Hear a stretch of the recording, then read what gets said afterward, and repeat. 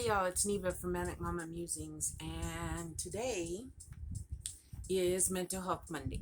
If you are new here and you don't know what Mental Health Monday is, every Monday, or I try to every Monday, do a video about mental health awareness, about mine coming from a perspective of having mental health issues. I am bipolar.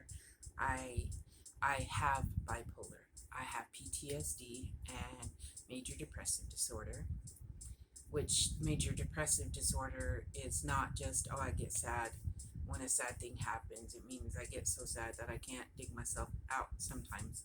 It is a chemical imbalance in my brain, which is controlled with medication. Yes, and therapy. So today I want to talk about um, focusing on the positive, like believing in yourself. Okay. I had some things happen that made me feel like I'm not important. Okay. It happened a little yesterday, and then today I was, yeah. Just because other people don't see your value does not mean that you are not important. I had a few people remind me of that, and I'm grateful to them. And to be honest, the ones that do find value in me are the important ones anyway, because those are the kind of people you want in your life. If people don't find value in you, or they don't think of you the way you think they should, then they don't even need to be in your life. Um, you need to have confidence in yourself. And I do. I'm more confidence than I have ever had in myself. Because this would have really just this would have really knocked me for one before I started believing in myself. This time, I had an hour or two where I was doubting myself, and I was kind of, sorry, that's really bothering me. Maybe I should move this way. Move my, there. Okay, I think that's better. Um, but I also know, especially when you suffer from depression, that it is really hard to like yourself because your brain tells you all these horrible, awful things. My mom had never, she had gotten depressed, in her lifetime, but she had no idea what a deep depression was until my dad died. And she told me, she said, to be honest, Neva, all this time, I didn't understand. I didn't see how you could get sad and not get happy again. And she had lost other people. She had lost her mom, and and I still remember it was quite a few years that even her grandkids couldn't make her laugh and smile.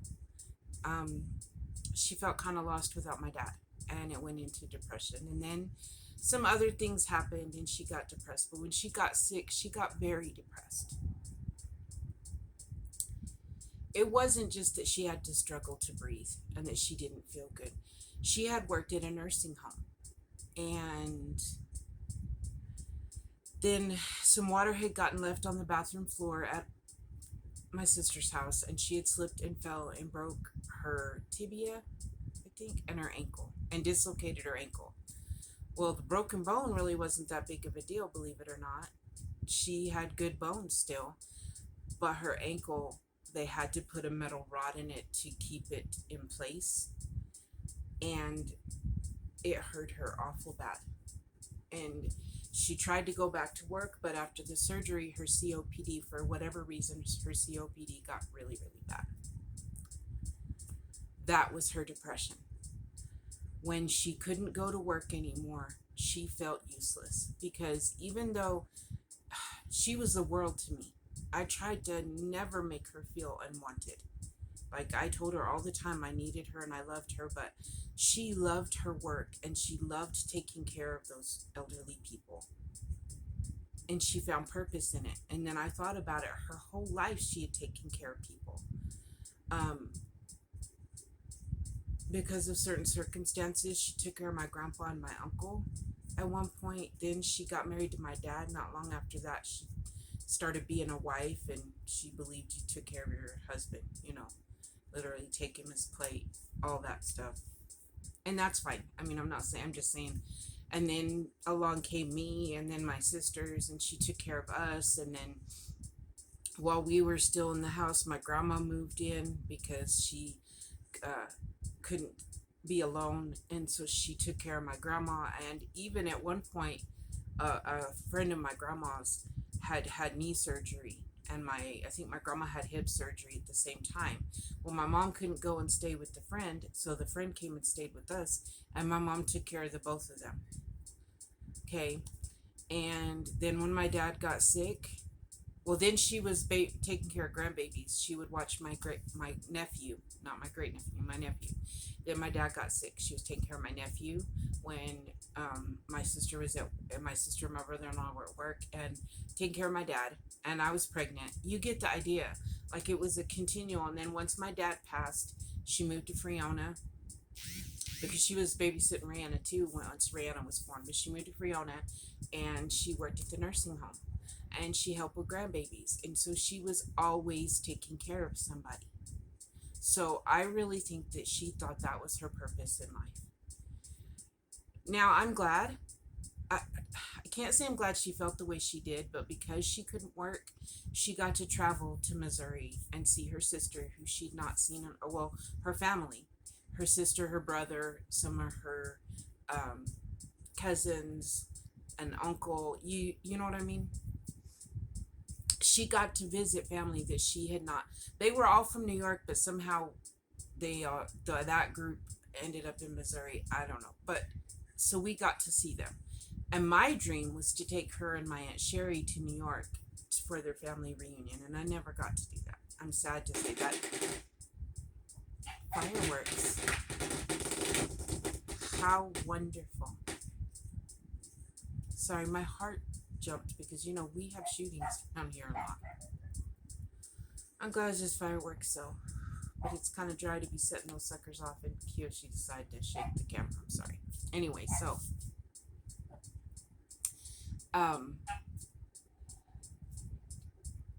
She got to do some things that she didn't get to do, before she passed. But she was very depressed because she couldn't work at the nursing home, and the fact that she felt like a burden to us, and she never wanted to be that. I tried to reassure her that she wasn't a burden. I begged her to come live with me because I don't know, but I begged her to come live with me before she did, and she was, I don't know, she's just comfortable where she was at and didn't want to. I don't know. In the end, she did come live with me, on hospice, and I got her for a couple months before she passed. I admired my mom. I thought the world of her. I had worked in a nursing home. I knew how hard she worked there.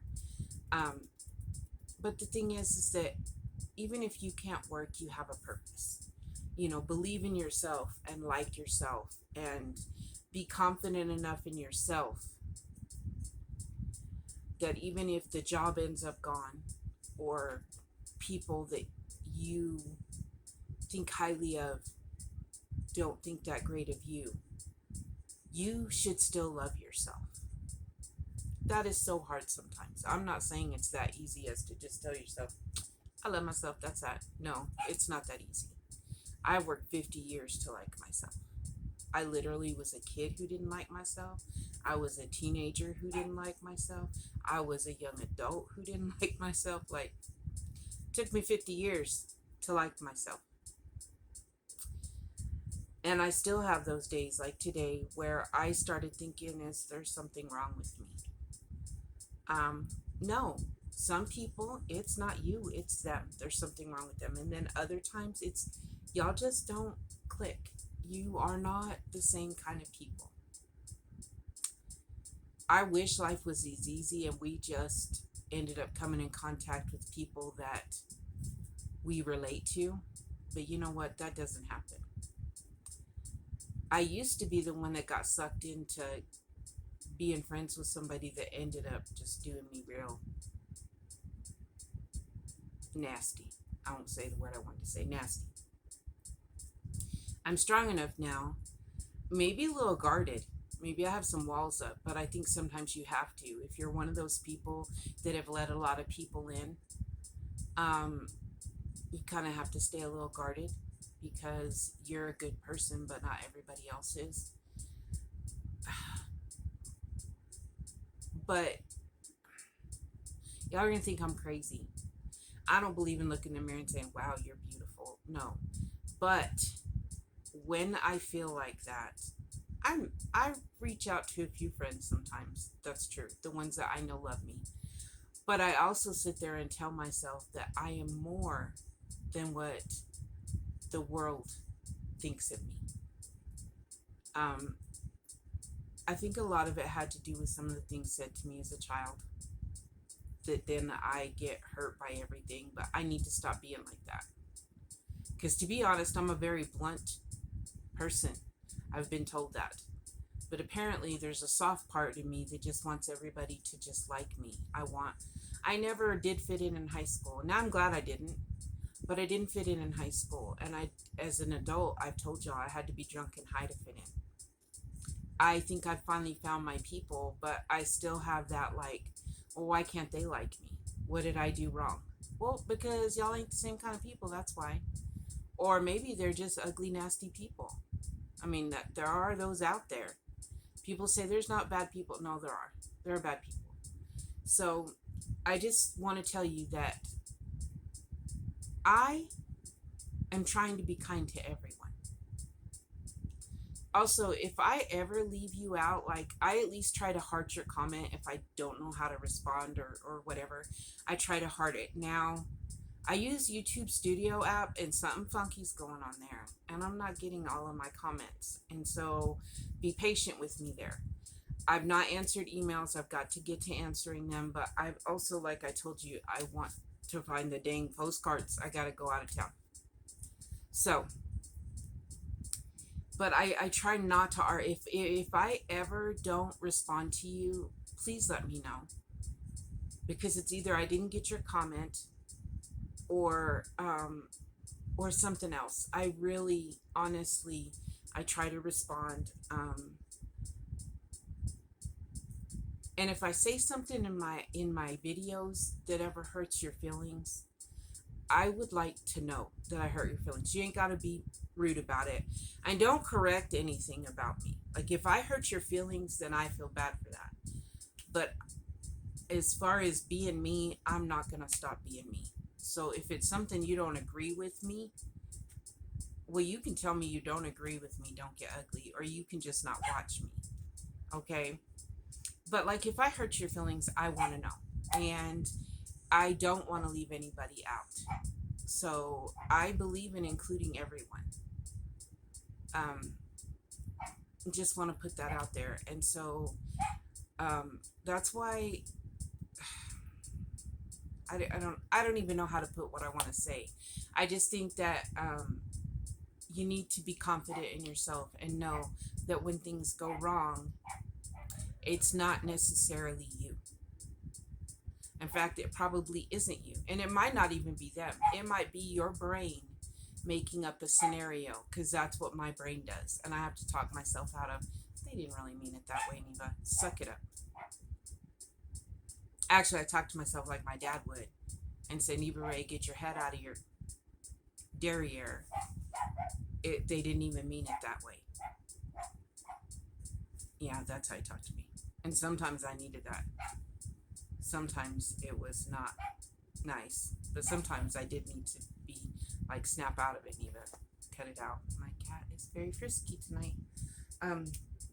So that's the end of Mental Health Monday. I would like your feelings on, what do you do when someone makes you feel left out or hurt? Put it in the comments. Maybe people will read them and it will help them. Maybe I'll read one and it'll be something I didn't think of. Or you can just tell me to get my head out of my derriere. There you go. But I'm going to say goodbye for now because I am still working on my amigurumi for today. And then I've got to get up my vlogist for day 9. So I hope y'all had a beautiful day today.